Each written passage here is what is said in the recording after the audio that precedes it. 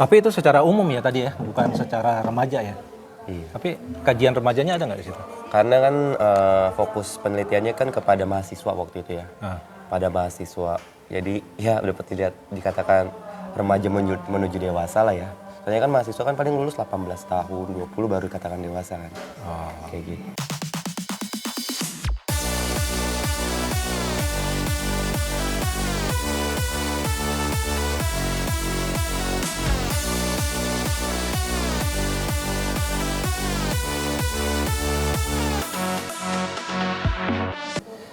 salam jumpa Sobat Obesitas di segmen acara Obesitas yang ada di channel Smak 1. Saat ini Obesitas akan ngobrol bareng dengan Pak Samuel di sebelah saya. Selamat pagi Pak Samuel. Selamat pagi Pak Yus, selamat pagi semua. Teman-teman, kebetulan kami sedang berada di suatu tempat yang namanya Kebun Su. Ada di wilayah Bogor. Guru dan karyawan Smak 1 sedang dalam acara pembinaan. Nah, kesempatan ini saya ingin pakai untuk ngobrol dengan Pak Samuel di seputar belanja online. Nah, kebetulan nih teman-teman, tadi sebelum masuk ke dalam rekaman ini saya ngobrol-ngobrol singkat dengan Pak Samuel. Beliau di skripsinya memang menulis tentang belanja online. Silakan diperkenalkan secara singkat dulu Pak Samuel. Ya, perkenalkan semuanya, nama saya Samuel. Biasa dipanggil di Smak 1 tuh dipanggilnya Pak SR. Saya ngajar di Smak 1 itu sebagai guru sosiologi. Oke, tadi di awal Pak Samuel bilang karya skripsinya adalah tentang belanja online. belanja online. Tepatnya judulnya apa? Masih ingat nggak? Tindakan konsumtif. Jadi tindakan orang untuk melakukan pemborosan gitulah. Oke. Pemborosan karena belanja online. Nah, apa yang mau dicari di dalam skripsi itu? Ya kan waktu itu kan belanja online lagi marak-maraknya tuh. Waktu itu kan baru-baru muncul kayak ya mereknya dari S, dari L gitu kan ya. T juga yang logo orange, logo hijau seperti itu ya banyak. Jadi tuh kayak tertarik gitu loh. Kok banyak banget yang sampai tergiur dengan belanja online. Padahal ya menurut saya tuh kalau belanja online kan kita nggak bisa ngelihat langsung. Iya. Ya nggak bisa ngerasain langsung gini barangnya kayak gimana sih. Cocok gak ukurannya gitu kan. Terus apakah benar sesuai dengan Keinginan. gambar. Iya kadang gitu ya. Jadi kan kayak tapi kok trustnya dari masyarakat ya khususnya anak remaja kok pada suka gitu loh. Pada suka buat belanja online gitu. Makanya saya penasaran gitu waktu itu akhirnya. Karena cocok lah ya dengan jurusan sosiologi saat itu. Penasaran dengan gaya hidup masyarakat yang khususnya remaja saat itu yang ingin melakukan yang selalu melakukan belanja online kayak gitu. Dari hasil penelitian Pak Samuel ya di dalam skripsi itu, pengaruh dari belanja langsung sama belanja online itu besarnya seperti apa? Justru waktu penelitian itu kan kita kan pakai random sampling ya, sesuai dengan jurusan juga gitu kan. Ternyata itu hasilnya tuh 90% itu banyak yang tertarik belanja online saat itu ya, pas lagi saya melakukan penelitiannya. Jadi, wow banyak banget gitu loh, berarti bener nih. Berarti metodenya kuesioner atau gimana metodenya? Metodenya kuantitatif ya. Kuantitatif? Menggunakan kuantitatif jadi ya benar kuesioner. Kayak gitu kita lihat nih seberapa banyak sih mereka melakukan belanja online. Terus banyak kan yang ngisi terus juga ternyata alasan-alasan mereka belanja online itu apa gitu banyak banget banyak bermacam-macam juga gitulah. Ya itulah yang membuat mereka boros. Ya itu yang masuklah di masalahnya itu tindakan konsumtifnya. Karena kan kalau belanja biasa kan orang kan ya seadanya gitu kan belanja betul. Ya kalau emang lagi butuh banget gitu. Tapi kan kalau online aduh ada flash sale dikit ya, ada diskon-diskon dari online shop langsung tergiur ya kan. Itu seperti memindahkan toko ke rumah kita Bener banget. Karena ya apalagi semuanya serba online, serba HP gitu kan, pakai HP. Jadi dimanapun tuh mereka tuh kayak iseng-iseng buka online shop, tau-taunya tiba-tiba beli ya kan. Padahal ya nggak terlalu butuh-butuh banget kan. Oke. Jadi kayak tergiur dengan diskon, tergiur dengan promo, ya seperti itu. Itu tahun berapa itu skripsi itu? Tahun 2020. 2020. Tahun 2020 kan waktu itu masih belum COVID sebelumnya. Sebenarnya belum COVID waktu saya proposal ya. Waktu saya mengajukan ke penelitian saya itu masih belum COVID, tapi udah ada online shop saat itu. Nah, pas lagi saya melakukan penelitian, langsung COVID itu. Jadi pas banget. Makin banyak yang emang ngelakuinnya belanja online. Karena mungkin ya COVID ya, banyak toko-toko yang tutup. Akhirnya lebih dipermudah dengan adanya online shop. Terus juga promo, waktu itu kan karena online shop juga masih bakar uang lah ya ibaratnya ya. Masih ngasih diskon, ngasih promo tuh banyak besar-besaran. Gratis ongkir, terus ya pokoknya harganya tuh bener-bener miring gitu loh daripada kalau kita ke toko langsung gitu sih. Nah Pak Samuel, saya pernah beberapa kali ke mall, saya lihat banyak sekali toko yang memang sudah tutup. Bahkan saya tonton di YouTube tentang liputan-liputan mall, ada mall-mall yang malah sudah tutup sama sekali. Nah itu. Nah ini berarti benar-benar pengaruh dari Online shop sendiri. Online shop itu sendiri ya. Ya kan, karena kita tahu kan kalau offline ya, kalau toko offline itu kan biaya sewa ya ga, terus karyawan otomatis kan ya walaupun buka nggak buka tetap kan pasti digaji ya, atau enggak laku nggak laku juga tetap harus ngegaji. Tapi kan kalau online shop ya apa ya, yang jualan tuh nggak harus standby terus ya ga. Iya benar. Tinggalin aja, nanti juga ada orderan masuk nanti sekaligus gitu kan, sekaligus tek langsung ngirim gitu ya. Jadi kayak itu aja udah ya pertama. Terus kedua itu pajak, pasti awal-awal ya. Waktu itu kan apalagi sampai sekarang tuh pajak offline shop itu lebih banyak gitu, yang toko-toko belanja biasa ya, toko-toko di mall, toko-toko biasa itu banyak pajaknya kan, banyak biaya lah. Terus kalau online shop dulu kan nggak ada ya pajak ya, jarang banget gitu. Jadi harganya tuh murah gitu kan, harganya murah. Jadi mereka tuh kayak dari segi penjualnya juga untung ya, bisa dikatakan untung kan, karena tinggal marketnya tuh pemasarannya tuh tinggal ke online ya, tinggal ke internet. Tapi kalau dari segi pembelinya juga untung karena banyak promo, banyak potongan harga ya kan, harganya lebih murah, ada juga gratis ongkos kirim, jadi sama aja gitu loh, dia di mana aja juga bisa dapet barangnya. Jadi gitu nampaknya fenomena belanja online ini fenomena yang akan terus ya nampaknya ya. Apalagi sekarang udah ada TikTok ya. TikTok itu kayak live ya. Live shop gitu ya. Dan bukan hanya TikTok, toko-toko yang online juga dia bisa live. Iya bener. Sale ya kan? Bener banget. Kayak gitu. Jadi emang sekarang tuh kayak ibaratnya tuh kayak lebih dominan ya toko online jatuhnya ya, lebih dominan lah dari antara toko-toko biasa gitu. Nah, Pak Samuel, saya dan teman-teman ya yang di rumah, saya punya pengalaman yang agak unik ya. Itu makanya kalau belanja langsung ke lokasi atau ke mall itu males banget. Jadi saya mau beli kartu memori buat HP, lalu saya tanya harganya 175.000. Padahal saya udah cek di online harganya 55.000. Itu. Dan yang Bener. online bilang asli. Jadi tokonya juga bilang, "Pak, ini asli." Dalam hati saya, yang online juga bilang asli kalau cuma bilang asli. Bener.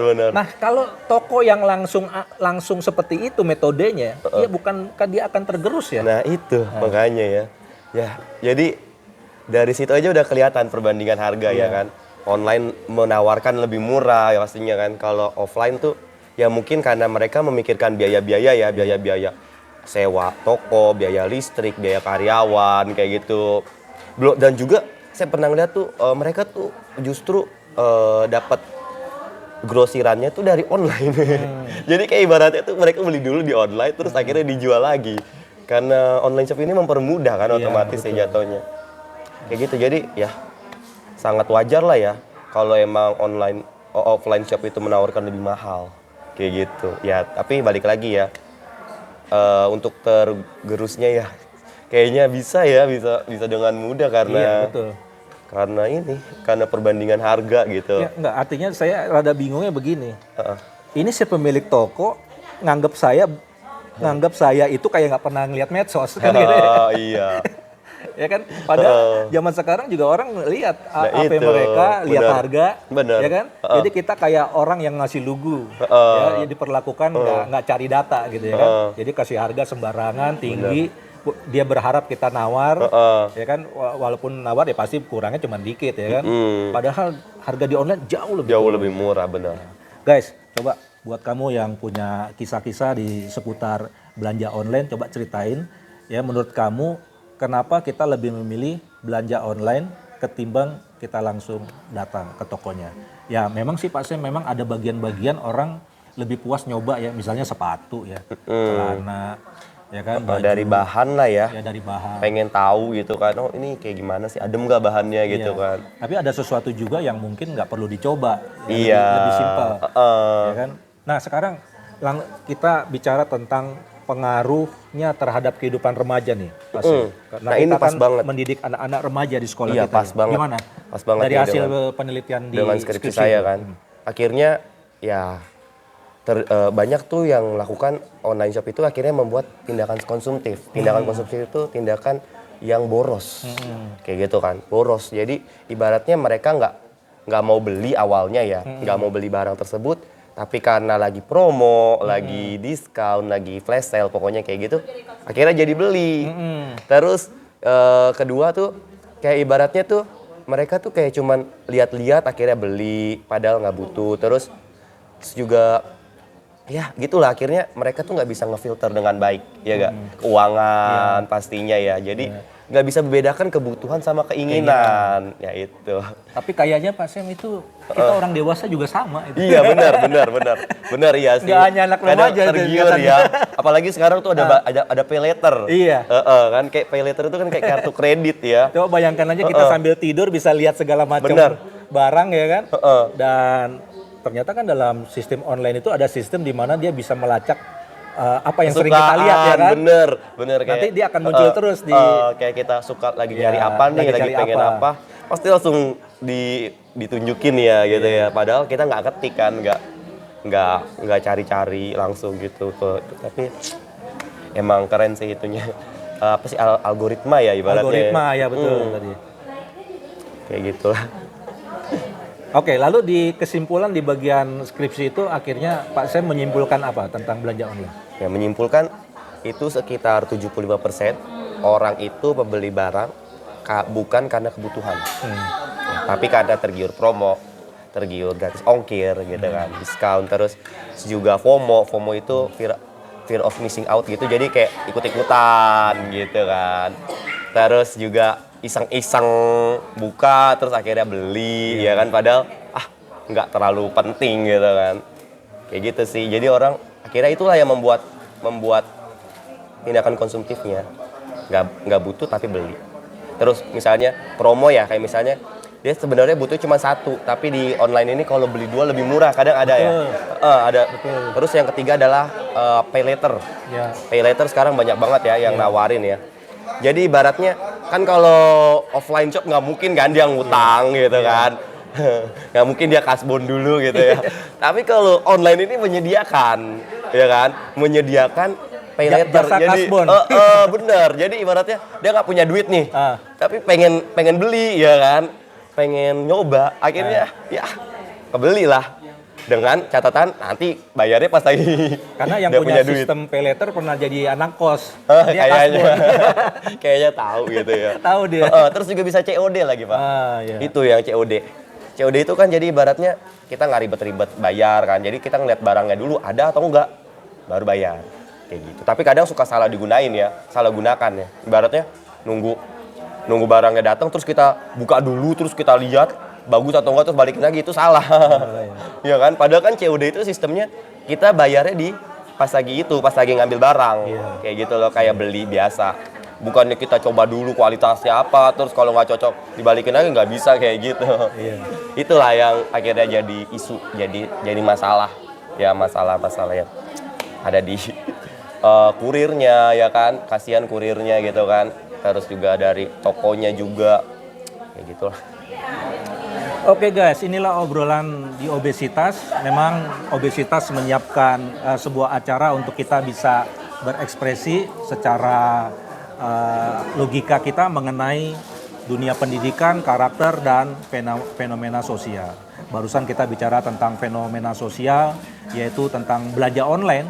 Dan kebetulan aja nih Pak Sam ini dalam skripsinya waktu kuliah fokus untuk menulis pengaruh belanja online.